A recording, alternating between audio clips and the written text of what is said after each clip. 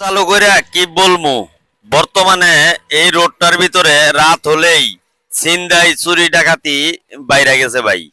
দেখেন, যদি গেলে সরকারের পক্ষে অথবা বিপক্ষে কথা বলি হয়তো অ্যারেস্ট হওয়ার সম্ভাবনাও আছে, কিন্তু ছিনতাই চুরি ডাকাতি যে হইতাছে এইটা নিয়ে সরকার কি করতেছে আমি জানি না। তবুও কিছু কথা বলে যাই, সরকারকে সবার মাধ্যমে অনুরোধ করব ভাই, এই চুরি ছিনতাই ডাকাতি হওয়ার মাধ্যমে দেশটা কিন্তু একটা নৈরাজ্যের দিকে ঠেলে দিচ্ছে সবাই।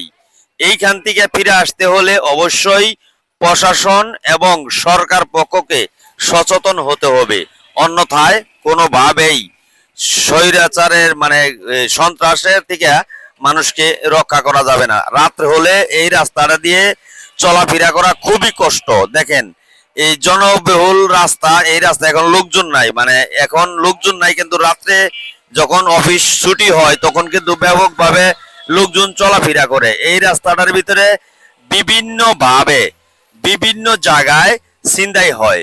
অবশ্যই সরকার পক্ষকে বলবো এগুলা সঠিক তদন্ত নিয়ে আপনারা কার্যক্রম চালান, যাতে সন্ত্রাস এবং ছিনতাই চুরি ডাকাতি বন্ধ হয়।